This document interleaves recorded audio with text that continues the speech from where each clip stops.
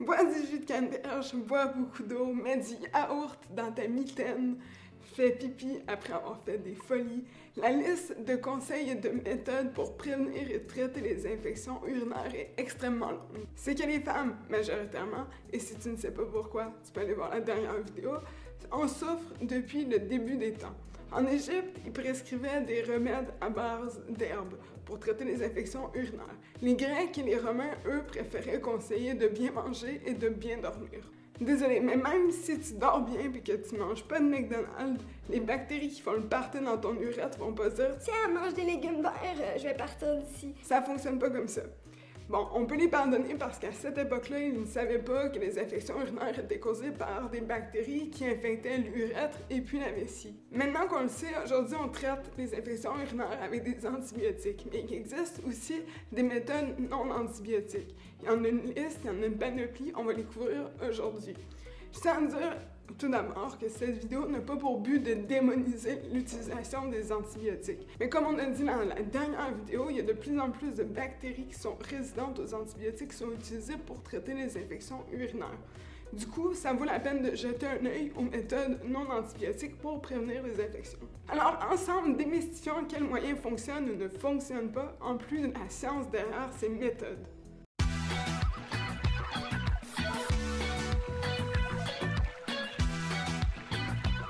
Aujourd'hui, on va couvrir plusieurs moyens de prévenir les infections urinaires. Je mets l'emphase sur prévenir. Le jus de canneberge, le bicarbonate de soude, les probiotiques, les immunostimulants, les vaccins vaginaux, les hormones, les remèdes à base de plantes et même l'acupuncture.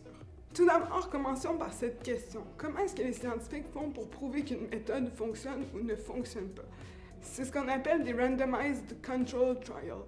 Donc, des tests où les scientifiques choisissent deux groupes de personnes. Un groupe de personnes qui sera les sujets tests et un groupe de personnes qui sera le groupe placebo. Il y a ensuite ce qu'on appelle les blind tests et les double blind tests. Un blind test, c'est quand les participants ne savent pas ce qu'ils reçoivent comme traitement, soit le placebo, soit le cachet test. Par exemple, si je voulais tester un cachet à base de canneberge pour voir si ça avait un effet contre les infections urinaires, je choisirais un groupe de personnes qui reçoivent le cachet avec la molécule qui a un effet, puis un groupe de personnes qui reçoivent un placebo. Ça permet ainsi, si les participants ne savent pas quel cachet ils ont, soit le placebo, soit le médicament, d'éviter qu'il y ait un biais. Pour le double blind test, même les scientifiques qui testent le produit ne sont pas au courant de quel participant reçoit quoi. C'est noté quelque part et ils le sauront seulement à la fin de l'étude quand les résultats sont analysés. C'est justement pour éviter qu'il y ait un biais dans le traitement des données. Le groupe placebo sert de contrôle. Si dans le groupe placebo, par exemple, il y a 25 personnes sur 50 qui ont souffert d'une infection urinaire pendant le traitement, comparé à 5 personnes sur 50 dans le groupe test, alors on pourrait dire que le médicament réduit les risques d'infection urinaire. En bref, c'est comme ça qu'on teste des médicaments, en très bref. Mais les contrôles comme ça, c'est nécessaire en science. Par exemple, moi, quand je veux tester un antibiotique sur une bactérie, j'ai besoin d'un contrôle qui ne reçoit pas l'antibiotique.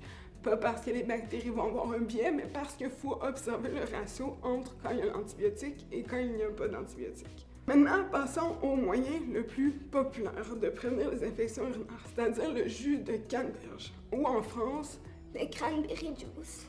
dans ce review, c'est-à-dire un article qui couvre plusieurs autres articles scientifiques, ils ont trouvé 2 études qui ont été menées sur des femmes ayant eu au moins 3 infections urinaires dans l'année précédant le test. Ces études ont démontré une diminution d'environ 50% des cas d'infection urinaire dans le groupe test qui consommait du jus de canneberge quotidiennement versus le groupe placebo qui buvait un jus qui n'était pas à base de canneberge. Cependant, c'est pas parce que ce review couvre 2 articles qui prouvent que le jus de canneberge fonctionne que ça fonctionne nécessairement. Il y a plusieurs autres articles qui jugent que le jus de canneberge est complètement inutile et qu'il faut arrêter de se focusser tellement sur la canneberge pour soigner les infections urinaires. D'ailleurs, dans un autre review qui se concentre seulement sur le jus de canneberge, les résultats sont un peu ambivalents. Dans 10 articles où les tests étaient menés sur des femmes qui étaient sexuellement actives et qui avaient déjà eu au moins une infection urinaire, 4 des 10 articles disent qu'ils n'ont pas vu vraiment de différence entre le groupe test et le groupe placebo. Somme toute, des 75 articles qui sont analysés dans ce review, Les auteurs concluent tout de même que la canneberge est un bon moyen pour prévenir les infections urinaires. Et il faut faire l'emphase sur le mot « prévenir ». De plus, ces tests étaient menés surtout sur des personnes qui étaient saines et les tests qui étaient menés sur des personnes qui avaient déjà des défauts ou des problèmes au niveau de leur système urinaire ne concluaient pas positivement en faveur de la canneberge. D'ailleurs, les scientifiques ne s'entendent pas entre eux. D'autres articles disent carrément qu'il faut arrêter de parler de la canneberge comme étant le jus de canneberge. C'est vrai que la molécule qui est active, dont on va parler un peu plus tard, peut se retrouver en différentes doses dans différents jus, c'est-à-dire que, dépendant de la saison et dépendant du fruit, la molécule est plus ou moins présente. Donc, un jus acheté le lundi peut ne pas avoir la même quantité de cette molécule-là qu'un jus acheté le vendredi suivant. Ce qu'eux, ils proposent, c'est plutôt de produire des cachets avec une dose spécifique de cette molécule-là et de la tester ensuite, puis de voir, une fois testée, si elle a vraiment un effet. Alors maintenant qu'on sait que le jus de canneberge fonctionne dans certains cas, quelle est la science derrière ça? Les scientifiques ont tout d'abord cru qu'en consommant de la canneberge, le pH urinaire devenait plus acide et qu'en s'acidifiant, ça éliminait des bactéries du tractus urinaire. Ils ont aussi remarqué que chez les personnes qui consommaient de la canneberge, il y avait la sécrétion d'acide épurique dans l'urine. L'acide épurique, lorsqu'elle est utilisée pour voir si elle peut inhiber des bactéries, inhibe efficacement Escherichia coli. Cependant, lorsqu'ils prenaient l'urine de ces personnes-là qui consommaient du jus de canneberge et donc qui était plus acide et qui contenait plus d'acide épurique et qu'ils le testaient sur des bactéries, ils ne voyaient pas un effet inhibiteur. C'est que le pH ne diminue pas assez pour avoir un vrai effet, puis je pense que s'il diminuait trop, ça serait pas non plus simple pour nous. De plus, la sécrétion d'acide épurique n'est pas suffisante. Du coup, pour avoir l'effet désiré, il faudrait consommer des quantités phénoménales de jus de canneberge. L'effet vient plutôt d'une inhibition de l'adhésion des bactéries aux cellules de l'urètre, une partie cruciale de la colonisation du tractus urinaire. Le composé qui a cet effet se nomme proanthocyanine. Il est produit par les fruits de la famille Vaccinium, donc la famille des canneberges. Il existe d'autres types de proanthocyanine dans le chocolat noir, le thé vert et les raisins. Sauf que ces proanthocyanines n'ont pas le même effet que celles produites par la canneberge sur les bactéries. C'est pour cette raison qu'on peut prévenir des infections urinaires en consommant de la canneberge, mais pas les guérir. Parce que lorsque l'infection est installée et que les bactéries ont déjà colonisé l'urètre et la vessie, la phase d'adhésion est déjà dépassée. Là, ils sont au stade de biofilm puis production de toxines, comme on a vu dans la dernière vidéo.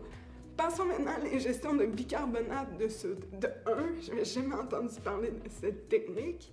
De 2, si vous le faites, arrêtez maintenant. La consommation de bicarbonate de soude peut vraiment affecter les électrolytes corporels. La théorie derrière l'utilisation de bicarbonate de soude pour traiter les infections urinaires vient du fait que certaines personnes croient que le pH urinaire s'acidifie lors d'infections urinaires. Ce qui n'est pas le cas. D'ailleurs, il y a des études qui démontrent que les symptômes qu'on ressent lorsqu'on a une infection urinaire ne sont pas liés à l'acidification de l'urine. Du coup, la consommation de bicarbonate de soude pour venir alcaliniser l'urine est inutile. Une étude a été menée en 2013 sur 192 personnes qui prenaient du bicarbonate de soude pour traiter certains trucs. De ces cas, 60% l'utilisaient comme antiacide, 11% l'utilisaient pour passer des tests de drogue et 5% l'utilisaient pour soigner des infections urinaires. Et les 24 autres %, je sais pas, pour le plaisir peut-être. De ces 192 personnes, 105 ont dû voir un médecin concernant des effets secondaires. 12 personnes ont dû être hospitalisées à cause d'effets secondaires graves, dont un débalancement des électrolytes, une alcalinisation métabolique, ça c'est quand tu deviens trop basique, et des dépressions pulmonaires. Et non, ça c'est pas quand tes poumons ils font une dépression. Ça c'est quand tu dois respirer différemment parce que ton sang est si basique que ton corps doit l'acidifier de nouveau. Donc, je ne recommande pas du tout cette technique. Il n'existe pas d'article qui pointe vers le fait que ce soit bénéfique pour traiter des infections urinaires ou même pour les prévenir. Certaines personnes disent que le bicarbonate de soude peut être utilisé pour détoxifier les reins, mais il n'y a rien qui prouve que ça a cet effet. Maintenant, passons aux probiotiques. Certains d'entre vous se demandent sûrement c'est quoi le lien entre l'urine et le yogourt. C'est parce que le vagin est gorgé de bactéries, dont une qui s'appelle Lactobacillus, qui est utilisée régulièrement comme probiotique. C'est que certaines espèces de Lactobacillus inhibent la croissance de bactéries, dont des bactéries uropathogènes. De plus, ils produisent du peroxyde d'hydrogène. Ça, c'est le truc que les enfants n'aiment pas, mais les bactéries l'aiment pas non plus. Le review couvrait 2 articles, dont un article où le probiotique était ingéré et un autre où il était inséré comme un suppositoire vaginal. Les 2 tests étaient peu concluants. Il n'y avait pas trop de différence entre le groupe test et le groupe placebo. De plus, les femmes ayant reçu le suppositoire avec le probiotique, il y en a beaucoup qui se sont plaintes de démangeaisons et d'écoulements vaginaux. Ain't nobody got time for that. Maintenant, pour les vaccins vaginaux et les immunostimulants. Je vais les couvrir en même temps parce que le concept est un peu le même. Mettre le corps en contact avec les pathogènes pour qu'ils construisent une défense immunitaire contre ceux-ci. Premièrement, voyons pour l'immunostimulant OM89 produit par Urovaxum. Il s'agit d'un stimulant qu'on prend oralement, qui contient 18 souches d'Escherichia coli uropathogènes inactivées à la chaleur. 4 études regroupant au total 891 participantes ont été analysées. En moyenne, les femmes du groupe test avaient 50% moins d'infections urinaires que les femmes du groupe placebo. De plus, les effets secondaires étaient les mêmes pour le groupe test et le groupe placebo, donc ce qui est encourageant. Maintenant, pour les vaccins vaginaux.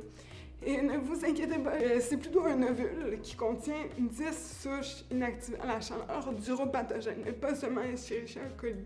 La première immunisation se faisait par 3 ovules consécutifs qu'on mettait 1 fois par semaine. Malheureusement, il n'y a pas eu trop de différence entre les 2 groupes. Cependant, il y a une étude qui a repris la chose et qui l'a poussé un peu plus loin en ajoutant un booster, c'est-à-dire un rappel de vaccin. Donc, après cette première immunisation-là, ils conseillaient aux femmes de prendre une ovule par mois pendant 3 mois et ils ont démontré une réduction de 30 à 40% des taux d'infection urinaire chez les femmes du groupe test. Cependant, 28% des femmes se sont plaintes de démangeaisons vaginales suite au test. Ain't nobody got time for that. Maintenant, pour les hormones, ce type de moyen est utilisé surtout chez les femmes ménopausées qui souffrent d'effets secondaires dus à la chute d'estrogène. Dans ces effets secondaires-là, il y a l'urine résiduelle, l'incontinence et tout plein d'afflictions qui viennent au niveau de la vessie, dont des infections urinaires. En surveillant les études où les patientes prenaient de l'estrogène oralement pour voir si ça diminuait le taux d'infection urinaire, j'ai vu qu'il y avait peu ou pas de changement entre le groupe placebo et le groupe test. Pire, il y avait des effets secondaires assez importants. 20% des femmes se sont plaintes d'avoir des douleurs au sein, 8% ont rapporté des saignements vaginaux, mais c'est pas les pires. Il y a plusieurs femmes qui ont dû être hospitalisées à cause de dépression ou même à cause d'infections du muscle du myocarde, c'est-à-dire le muscle du cœur. Ces études ont plus d'une dizaine d'années. Maintenant, on sait que l'estrogène pris oralement augmente les risques de thrombose et de maladies cardiovasculaires chez les femmes. Du coup, il y a d'autres scientifiques qui ont voulu tester d'autres moyens d'utiliser l'estrogène chez les femmes ménopausées. Ils ont donc proposé des suppositoires vaginaux ou bien des anneaux vaginaux. Ces tests ont eu une efficacité plus accrue que l'estrogène pris oralement, en plus de moins d'effets secondaires. C'est-à-dire qu'il y avait 30 à 75% moins d'infections urinaires chez les femmes dans le groupe test que chez les femmes dans le groupe placebo. Maintenant, on revient à la médecine comme les Égyptiens, c'est-à-dire utiliser des herbes pour traiter les infections urinaires.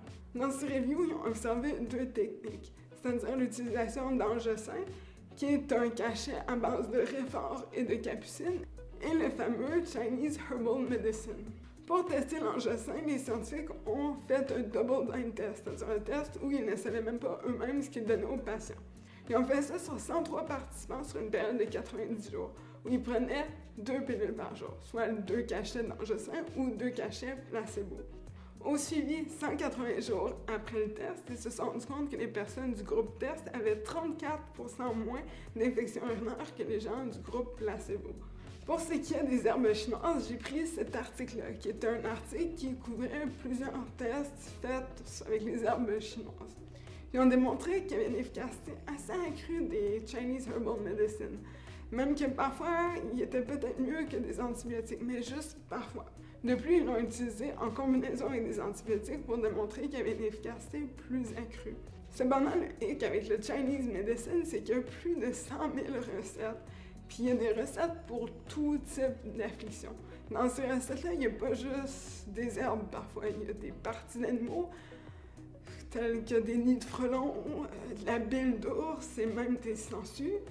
Puis à une époque, il y avait même des morceaux d'humains, donc des pellicules, des ongles, de la cire d'oreille. Voilà. Bon, maintenant, ils n'ont plus le droit de mettre des bouts d'humains dans leurs recettes, mais ça demeure quand même des recettes traditionnelles. C'est-à-dire que d'un endroit en Chine à un autre, les recettes sont extrêmement différentes. Ce qui fait en sorte que c'est difficile de ne pas avoir des variantes d'une étude à l'autre. Et finalement, l'acupuncture. Et oui, même moi, j'y ai pas cru, les scientifiques n'y croient pas non plus. En fait, ils n'arrivent pas à expliquer pourquoi l'acupuncture diminue autant les risques d'infection urinaire chez les gens. Ils ont analysé 2 articles avec un total de 165 participants qui recevaient une acupuncture pendant 4 semaines. Les gens du groupe placebo avaient quand même l'acupuncture, mais les aiguilles n'étaient pas enfoncées à la profondeur optimale. Et bien que le mécanisme soit incompris, les résultats sont tout de même impressionnants. Bon, voilà, on a couvert tous les moyens, toutes les techniques, puis un peu de science derrière ça. Ce que je peux vous dire, c'est choisissez le moyen qui vous soigne. En fait, l'important, c'est ça, c'est vous pouvez utiliser des techniques pour prévenir, vous pouvez utiliser des techniques pour vous soigner, mais si les infections sont récurrentes et persistantes, il faut voir un médecin. Bien que les méthodes non antibiotiques sont parfois bien pour prévenir et pour traiter, les antibiotiques demeurent quand même la façon la plus optimale de soigner les infections urinaires. Comme vous l'avez vu aujourd'hui, la qualité de la vidéo est 100 fois meilleure que d'habitude. C'est que j'ai emprunté l'équipement de Efficience, qui est une association qui a à cœur l'éducation, la philosophie et la science. J'en fais partie avec plein de merveilleuses personnes, dont Pline de la chaîne Éduquée, qui m'a beaucoup aidé aujourd'hui et qui m'a appris plein de choses sur la façon de tourner et de s'éclairer. Je vais mettre le site web de l'association ici dans la description si ça vous intéresse. Si vous avez aimé, n'hésitez pas à aimer et à partager. Si vous avez des questions, n'hésitez pas à me les poser. Puis sur ce, je vous dis à la prochaine les microbes!